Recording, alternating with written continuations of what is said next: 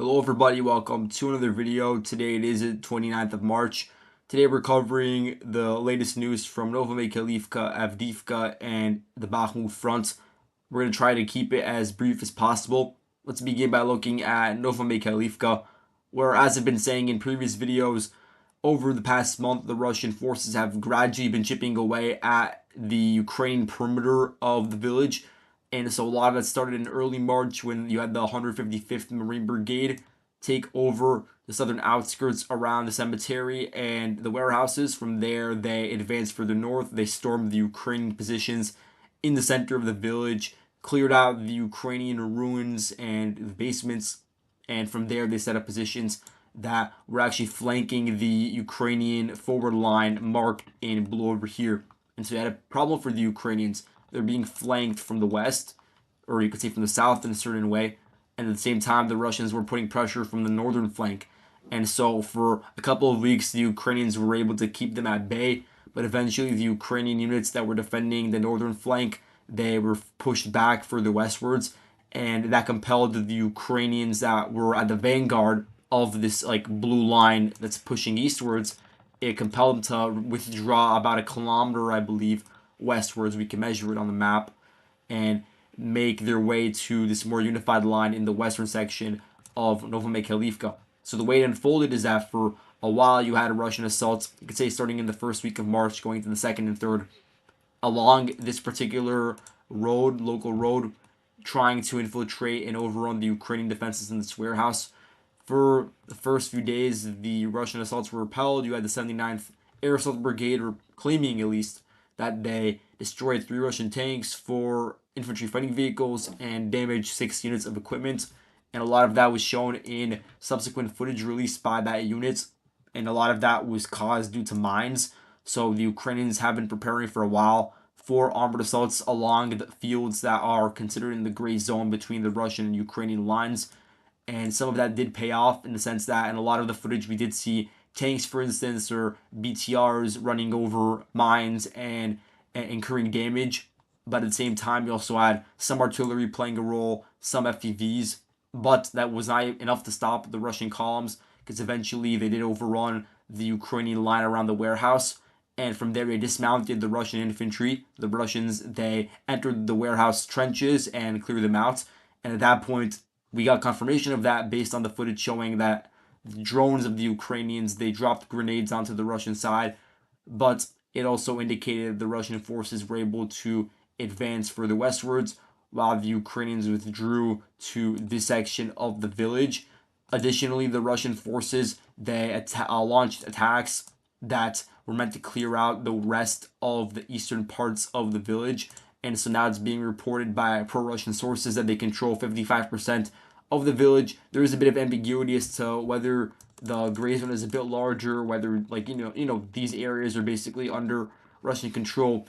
That's still up for dispute. By either way, we could see how the shift has been occurring, and we can see that the Russians are still trying to press even further westwards. There's this geolocated footage of Ukrainians shelling a Russian BMP and tank as they were trying to advance and overrun additional Ukrainian positions and houses. And perhaps the goal is to advance along this road in order to bypass the Ukrainian defensive positions marked over here on the southern perimeter. But to be honest, I'm not sure if the Ukrainians are even manning this defense anymore, because it is in the gray zone and very close to the Russian activity. But what I meant to say before is that the Russian forces were also putting a lot of pressure on areas that are several kilometers to the north of Novomykhailivka, and that's because the Russians, for a while now, have been trying to solidify control over a local ridge that overlooks the entire chain of towns that Ukrainians are using as a defense line, including, Paraskovivka, and if you look a bit further west, Kostiantynivka, that's a key Ukrainian defensive node, and it is also this intersection of roads, which is why the Russians are eyeing it as a future target. It leads to Vuhledar, leads to Ivanivske further to the northwest. And so definitely the Russians would want to have positions overlooking that village, because all of these villages running along these blue lines that are dotted are located on depressions, on valleys. And so that's what we saw for a while, the Russians launching armored assaults. In one of these recent videos, I believe from the 24th or 23rd, you had Ukrainian artillery responding directly with hits to a BTR with those shells. You also had, from the same assault, a tank that was able to advance further south and secure additional territory before being hit by one of Ukraine's mines they laid. So that's part of why the Russians were unable to fully solidify control over these fields, because the Ukrainians did divert a certain level of resources to holding the line over here. And that, again, is from the 79th. So the 79th, they have been overextended to a certain regard. And I'm not saying that in order to reduce or denigrate their defensive capacity, but it's simply a fact that some of their battalions were moved to the Marinka area, or now Avdiivka, and then other ones were moved north of Novomykhailivka, and then other ones were stretched out across the entire battle. So it does make sense that eventually there would be cracks beginning to form in their defensive apparatus. Looking at the Avdiivka front, the Russians were in the process of fully solidifying control of all positions east of the Drina River, and now they're looking for the best options of actually crossing that river and taking over the next Ukrainian defense line. So, for instance, around Tonenka, just to the west of it, we do still see some Russian activity, and I talked about why in my last video. In essence, they just want to solidify control over the local hill, which I guess you could say is marked within the confines of this dotted red perimeter, and basically that overlooks the Ukrainian defenses that were built, for instance, in Umanske and the nearby trenches, and then also around the Volkhcha River a bit further to the west. And so that's just some of the rationale, but the Russians aren't pouring in a significant amount of resources to this endeavor yet, at least. But we did see some of the Russian vehicles that advanced from Tonenka being targeted by the 25th Air Assault Brigade, a Ukrainian unit that was moved in as reinforcements to defend the Avdiivka line. And so you had an FPV and a mine later on, which a Russian tank ran over and as a result was disabled to the west of Tonenka. That's just one example from yesterday. And there were a lot of reports coming from the pro-Russian side of an actual successful attempt of crossing the Drina River. And so let's look at what the Russians claimed. They claimed that they used Orlivka as a staging point. And, in this part of the front line, the Drina River is extremely narrow. I don't even know how existent it even is, whether there is any sort of crossing there that's needed, because it's just like flat land. And so the Russians just passed through using these roads, and what they claim is that they were able to solidify control over southern outskirts of Ivanivske, which may include this defensive position over here. But this is not verified based on any reporting from the Ukrainian side or based on any geolocated data, so I'm going to wait and see if that's true. At the same time, what we do know for sure is that there has been a successful Russian push through Berdychi, and there is also a lot of ambiguity about this Russian attack, because there are different reports about which way the Russians launch their attacks to reach certain geolocated areas. But either way, we know that the Ukrainians were pushed back, and that for the most part they are positioned along the Drina River and the nearby tree lines. So really, since the capture of Tonenka and Orlivka, the Russians have shifted a lot of focus to Berdychi in order to finally remove that one final Ukrainian node that's resisting past the river. And so we saw some of that activity occurring in the southernmost road, trying to solidify control over the western sections of it. And so, there's footage of the Ukrainians targeting those Russian soldiers as they were clearing out the remaining Ukrainian resistance in the region. And just one example of the Russian forces reaching Berdychi was here, of an FPV drone from the Ukrainian side hitting one of those Desert Cross ATVs, which had 8 Russian soldiers on it. So the Russian soldiers, they are starting to increasingly use these ATVs in order to transfer troops to and from the front line, not for the actual armored assaults, but in order to get troops quickly to a certain area without risking losing even more BMPs, for instance, that are needed for the actual assaults and not just for transports. And so a lot of drones are now trying to target those Russian ATVs they bought from China. But in any case, eventually the Russians succeeded in solidifying control, and that laid the framework for then, on the 27th of March, 2 Russian BMPs and a T-90, which I believe is from the 1st Battalion of the 137th Assault Brigade, which is a relatively new Russian unit. I think it was formed at the beginning of the Avdiivka offensive. It's a more so offensive-minded unit, and recently we've seen them be very active in the sector, which Could also mean that they were rotated in for some other Russian units that were operating in the northern Avdiivka front. And so this unit in particular, they were involved in the armored assault. They sent in their vehicles, fired significant amounts of rounds towards various Ukrainian positions located in the open fields, in the tree lines, in the ruins of the houses. And from there, they were able to secure this path along this particular road to advance further north into the village center and into the northern section of the village. And so on the 27th, we also got footage of additional Russian vehicles storming what's left of northern Berdychi and delivering suppressive fire towards the Ukrainian positions. And this was done in conjunction with the Russian artillery. You had the Russians with their grad shelling of northern Berdychi, of the Ukrainian houses. And at the same time, you had reports coming from Deep State, and the main Russian attack, which was assisting it, was a Russian attack vector directly from the east, advancing along these open fields to try to occupy parts of northern Berdychi. That's some Russian sources claiming that the way the Russians were able to reach northern Berdychi was not actually through here primarily, but actually through an armored assault, or you could just say assault, which occurred by getting control over some of these forested areas that are to the north of Berdychi and advancing further south and then flanking from the north. I'm not sure which scenario has actually been fleshed out. I just know that the Russian forces do have a presence in northern Berdychi, and the Ukrainians have withdrawn past the Durna River for the most part. But I will say that looking at the area north of Berdychi is extremely important for the same reasons that I've laid out in many of my other videos. The fields north of the village are located on local heights, and right now they're either in a gray zone or under Ukrainian control. Russians getting control over them would mean the Russians have positions that are at the line of contact that directly overlook the Ukrainian current node of defense in Ivanivske and whatever other positions they would have directly on the Durna River Valley. And so such an event would first of all give the Russians the momentum to then advance further south and attack the Ukrainian defensive lines from that northern flank, but also do so with the elevation advantage. Now, some of that elevation advantages would be annulled if the Ukrainians were to withdraw a bit further westwards and defend in the ridges that are to the west of Simonivka. But at the very least, this would mean that the Russians and Ukrainians would be on parity when it comes to the elevation if the Russians were attacking from that northern flank. At the same time, the 47th Mechanized Brigade, they are moving in additional resources to hold the line because they know that the Russians would find it very useful to get control of those northern fields. And so now we have additional footage of Bradleys and Abrams making their way to the Durna River area. Here's one video showing a Russian FPV trying to hit an Abrams tank. I believe it's from yesterday.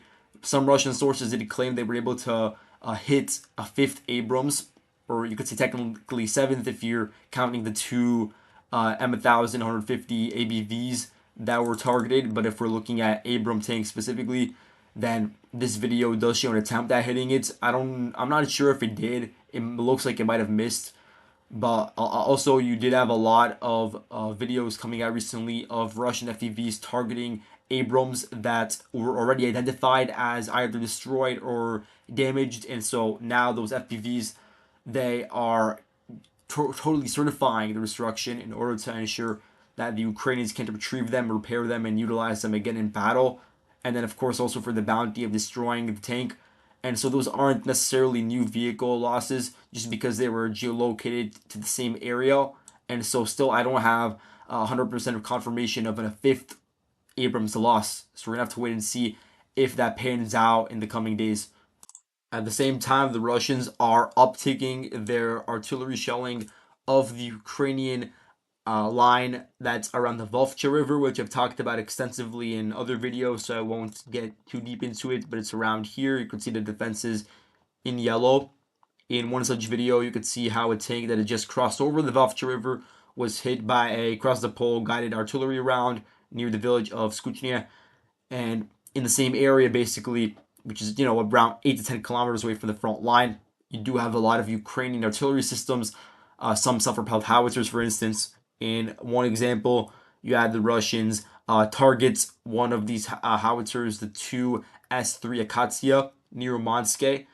And so That one also crossed over, so you do have a pretty significant Russian counter battery attempt in this region to try to suppress any sort of Ukrainian artillery systems as the Russians continue their offensive activities. And lastly, we'll take a look at the Bakhmut front. Starting off with Avdiivka, there's a new video which basically confirms my mapping of the situation, showing the 200th Arctic Motor Rifle Brigade targeting Ukrainian positions in the northern section of the village with FPVs.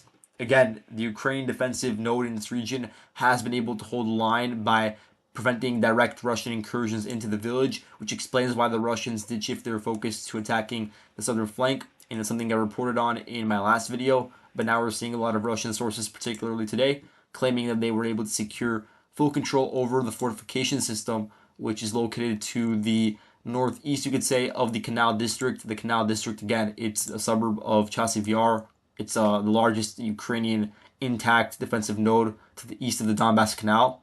And so now Russian sources are claiming that they have control of a fortification system that is located really only separated by forested areas, which is only about 1 kilometer to the northeast from it. Around Ivanivske, again, there's also some ambiguity. Here we have a geolocated video from eastern Ivanivske of the 11th VDV Brigade raising their flag. So again, that does show us the Russians do have presence, of course, and that the paratroopers are involved in the battles.